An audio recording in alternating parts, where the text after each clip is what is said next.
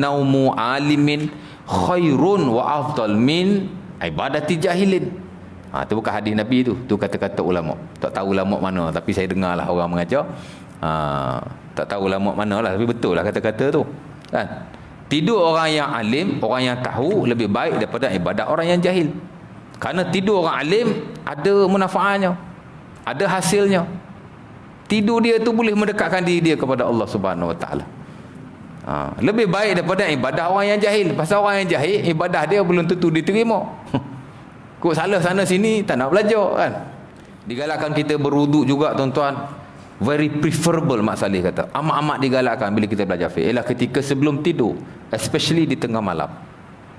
Kerana Nabi SAW mengajar sahabatnya tidur. Antaranya Al-Barra. Bila tuan-tuan belajar adabun naum, adab-adab tidur.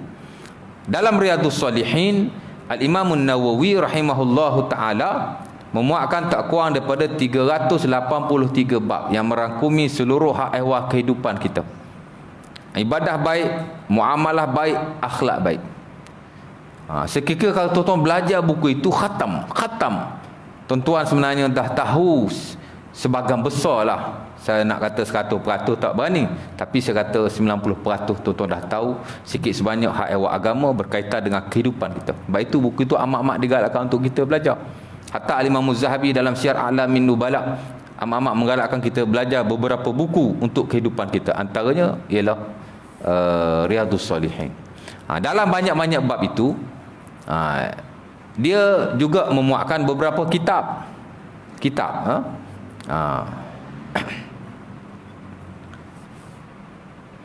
Dan beberapa adab. Salah satunya ialah adabun naum, adab tidur.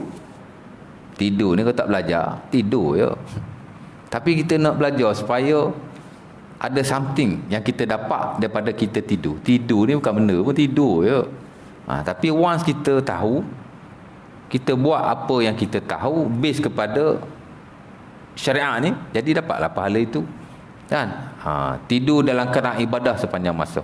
Sebab itu ada ulama kita, naumu alimin khairun wa afdal min ibadati jahilin. Tu bukan hadis Nabi tu kata-kata ulama. Tak tahu ulama mana, tapi saya dengarlah orang mengajar. Tak tahu ulama mana lah, tapi betul lah kata-kata tu kan. Tidur orang yang alim, orang yang tahu lebih baik daripada ibadat orang yang jahil.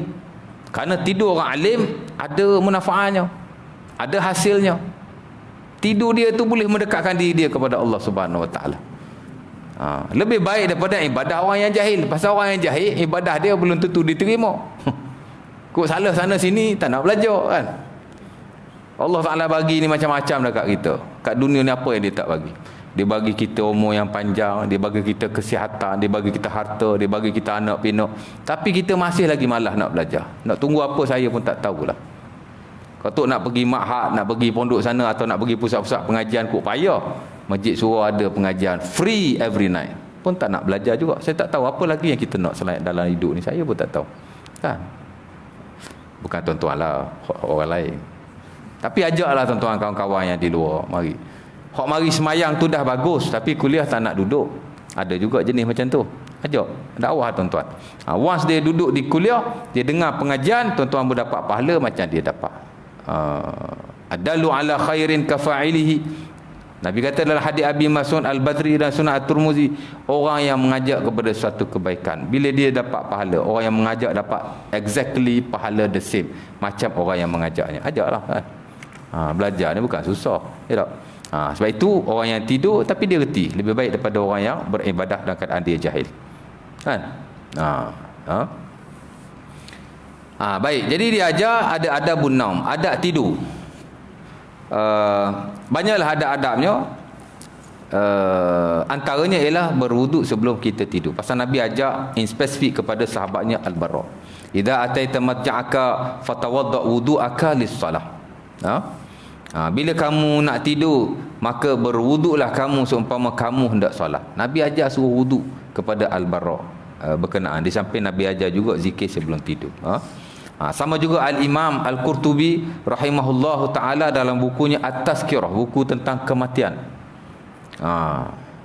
Dia bincang juga tentang kelebihan. Dia ada sebut juga tentang kelebihan tidur dekat wudu.